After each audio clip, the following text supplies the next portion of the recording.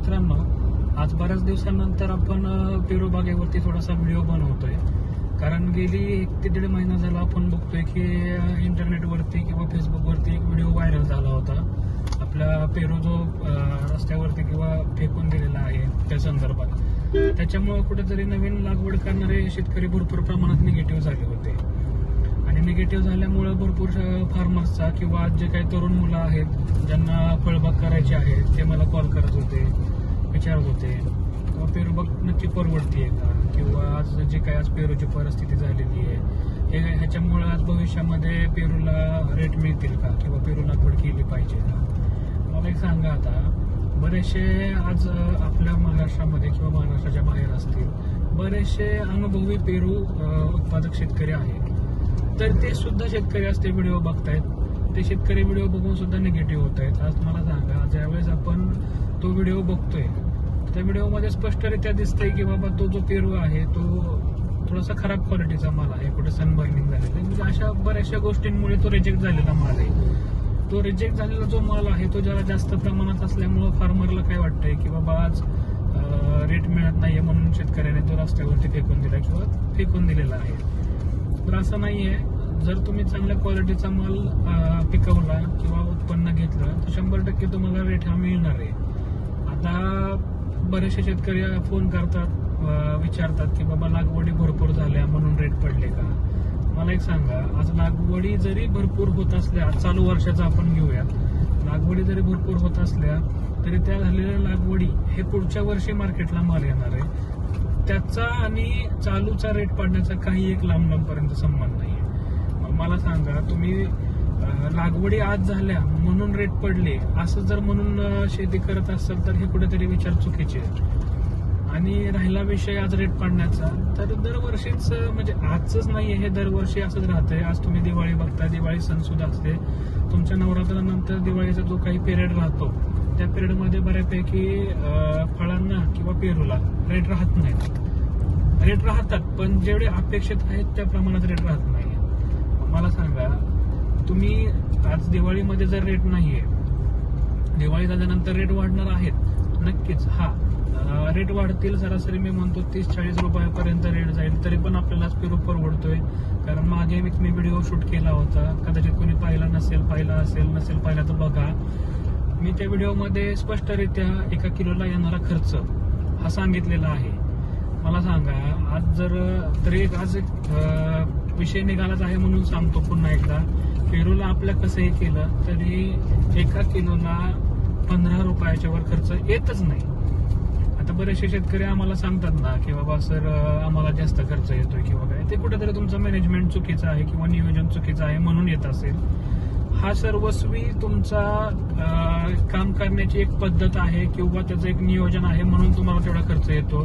तुम्ही काम योग्यरित्या जरी केलं किंवा नियोजनबद्ध केलं किंवा लागेल त्यावेळेस जे काही आज खत नियोजन आहे ते ज्या त्यावेळी दिलं तर नक्कीच खर्च कमी येणार आहे तुम्हाला. आणि खर्च कमी आला तर नक्कीच तुम्हाला नफा हा चांगल्या प्रकारे होणार आहे. आता आजही रेट पेरूचा बघायला गेला तरी 27 ते 33 ह्या दरम्यान चालू आहे. आता माझ्या एका फार्मरने 2 दिवसापूर्वी पेरू दिला होता, त्यांचा पेरू 31 रुपयाने गेला. मला सांगा, आता 15 रुपये मी सांगितल्याप्रमाणे आज खर्च मी स्वतः शेतकऱ्याचा केलेला आहे आणि होतोच आहे. आज 15 रुपये जरी आपण आज खर्च जरी धरला आणि 31 रुपये जरी आपला आज रेट येत असेल, 31 रुपये द्या सोडून 33 रुपये जरी आपण एक कॅल्क्युलेशनने जरी धरलं तरी जवळपास आज 50% आपल्याला प्रॉफिट राहतंय.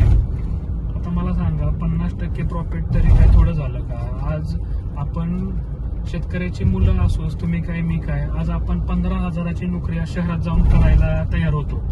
त्या 15,000च्या नोकरीमध्ये शहरात राहणं सोपं आहे का. शहरातली आज महागाई म्हणा किंवा काय म्हणा, ह्या सगळ्या गोष्टी जर बघितलं तर 15,000ची नोकरी सुद्धा आपल्याला परवडत नाहीये. आणि ती आपण करायला तयार आहे. तिथं वार्षिक आपण 1 लाख रुपये कमवून समाधानी राहायला तयार आहे. कुठेतरी हे विचार बदलले पाहिजेत का नाही पाहिजे. आज जे काही आज आपल्या वडिलोपार्जित शेती आहे किंवा वडिलांनी आज जी काही शेती केलेली आहे ती शेती आज पुढे चालून आपल्याला करायची आहे. आणि ती जर शेती आपल्याला करायची म्हटलं तर कुठेतरी रिस्क घेणं पण गरजेचं आहे. आणि शेवटी फळबाग कोणती, आज पेरू म्हणत नाहीये मी, आज तुम्ही कोणतीही फळबाग करा, ती फळबाग करत असताना शेवटी रिस्क ही थोडीफार राहणारच. आणि ज्या शेतकऱ्यांना रिस्क घेणं हे माहितीच नाहीये किंवा घेऊ शकतच नाहीये त्या शेतकऱ्यांनी मी म्हणतो फळबाग न केलेली बरी, बरोबर का? कारण शेवटी सगळ्या गोष्टी येऊन थांबतात कुठेतरी तर त्या रिस्क वरती, आणि जर रिस्क घेतली तर नक्कीच नफाही त्या प्रमाणात होणार आहे.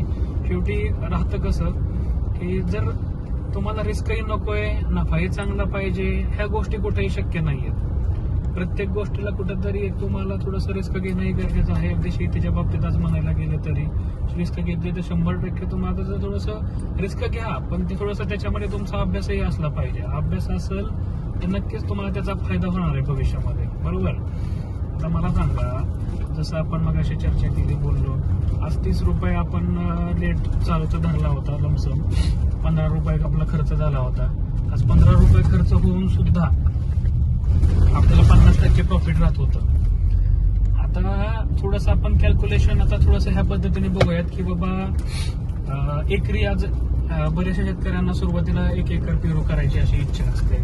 तर काहींकडे क्षेत्र जास्त आहे म्हणून ठीक आहे, पण काही क्षेत्र नवीन तरुण जे आहेत ते घरच्यांना विश्वासात घेऊन एक सुरुवात म्हणून 1 एकर लागवड करतायत. आज मला सांगा, 1 एकरामध्ये जवळपास आज आपण मी म्हणतो 8x4 वरती जरी लागवड केली तरी 1400 रोपं बसतात, आणि 1400 रोपं जरी ती बसली तरी मला एक सांगा, काही शेतकरी एका झाडावरती 70-80 म्हटलं तरी फळ घेतात किंवा फोम बॅगिंग करतात. मी म्हणतो 70-80 त्या सोडून सरासरी आपण एक 50 फळ धरूया, आणि 50 फळ जरी आपण धरलं, आणि तुम्हालाही माहिती आहे, मलाही माहिती आहे, सगळ्यांना माहिती आहे की आज एक फळ सरासरी आपण 250-300 ते 350 ग्रॅम पर्यंत आपण हार्वेस्टिंग करत असतो.